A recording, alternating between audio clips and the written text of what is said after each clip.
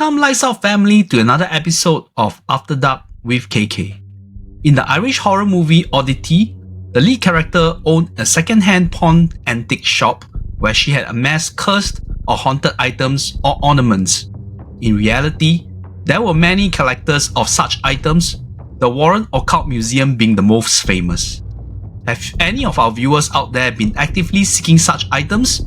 Or any of you had experience with a haunted item that had caused some issues to your life and well-being? Today, KK will share with you some stories of people who had come into contact with these items, sometimes willingly, other time by sheer accident. The first story is about a soldier who we would felt that his backside was just itchy.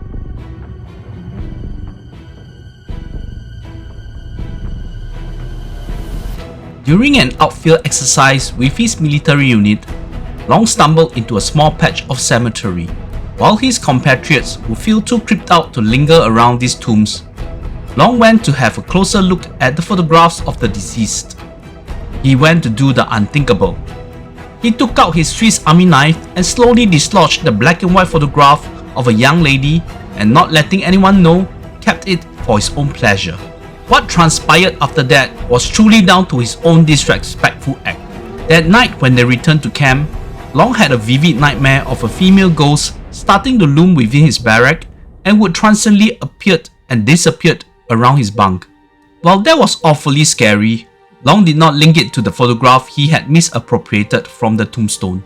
The nights that followed, Long did not just have nightmares.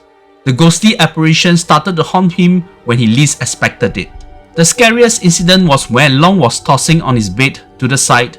He was greeted by the pale face of the long-haired ghost with mouth agape, as if she was screaming but no sound was heard, very much like in the Japanese horror movie Ju-on.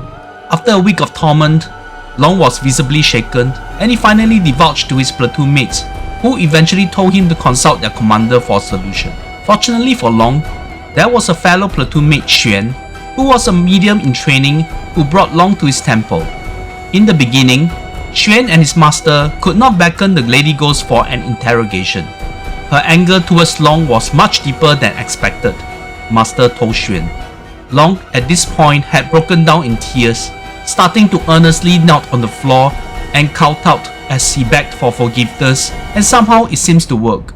What he has done was unforgivable, but he did show a sense of repentance. I want him to provide me a full complement of offerings and chanting at my parents' home, and I want him to truly learn his lesson. So, a moment of folly from Long had brought him through so much unrest and misery that he would never forget for the rest of his life. Do you have a tendency to pick things up from a thrift shop or roadside vendor when you are overseas? Or there are some pre-owned items that took your fancy? There had been so many scary cautionary tales, including picking pieces of old furniture from your neighborhood when something ominous was tagged to the item that would affect the new owner. Next up, we have a story of such a motif, causing long sequential doldrums not just to the couple but their extended family.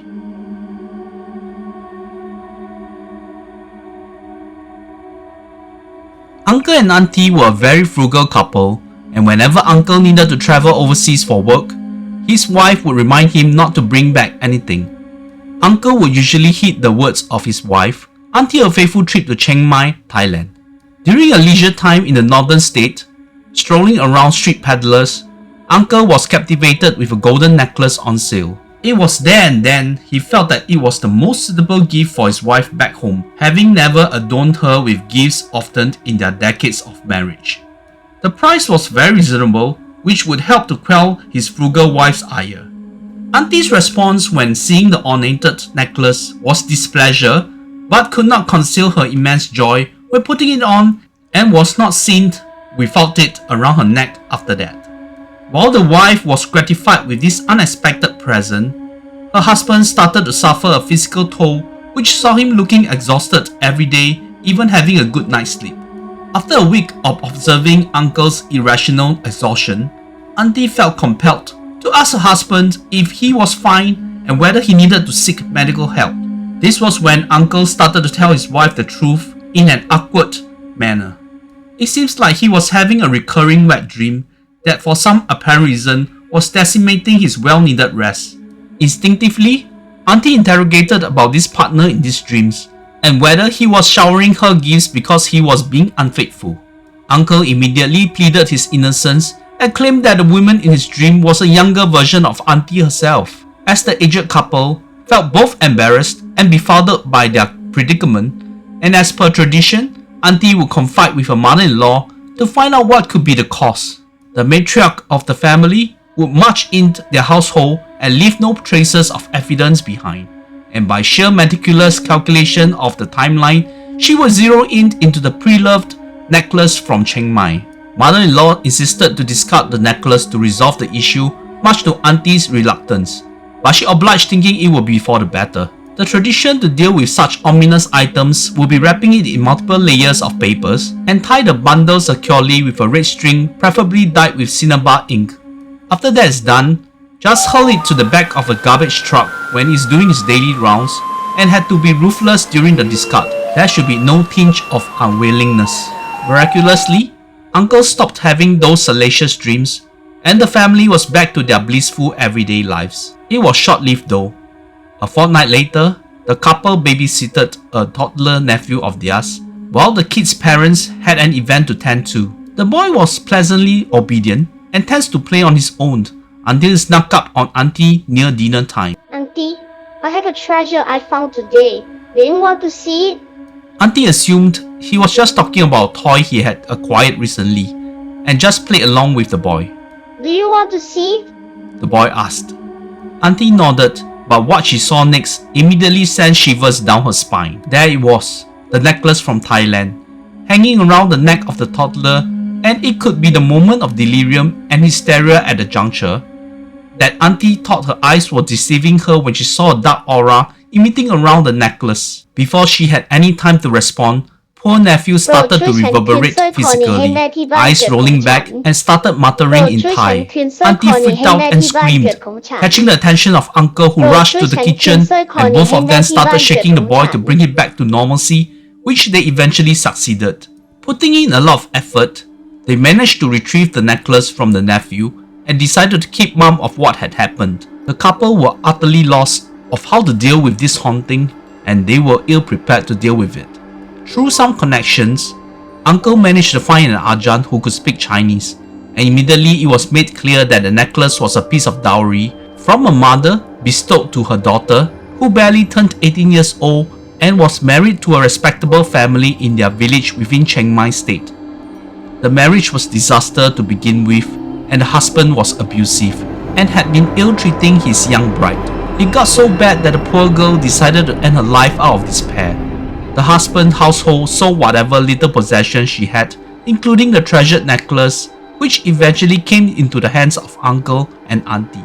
The deceased Thai bride meant no harm to the couple. At first, she wanted Uncle to marry her posthumously, thus the recurring dreams. However, she realized that Uncle was not in the right physical and mental state to do so. When they threw away the necklace which the spirit is tagged to, she felt hurt and betrayed, and a grievance willed her return in the form of the necklace, and the little boy was an unfortunate collateral. The deceased bride then laid out her demand of returning the necklace to her mother in her hometown, as she will lay the matter to rest. Uncle and Auntie, with the help of the Ajahn, managed to locate the grieving mother and successfully returned the necklace. While it was a scary ordeal for them in the beginning, by bringing the mother the final piece of item from her deceased daughter, who died in such tragic manner, and the gratitude conveyed despite the language barrier, it seems like it was a good deed in the end. There is a young demography out there that dabble in amulets and things like black magic and curses to help them in their professional and personal lives. There have been countless stories of people who put curses on a rival or an enemy, which rebounded badly on themselves. For our final story of the night, this is another such cautionary tale of not putting curses without thinking about the repercussions.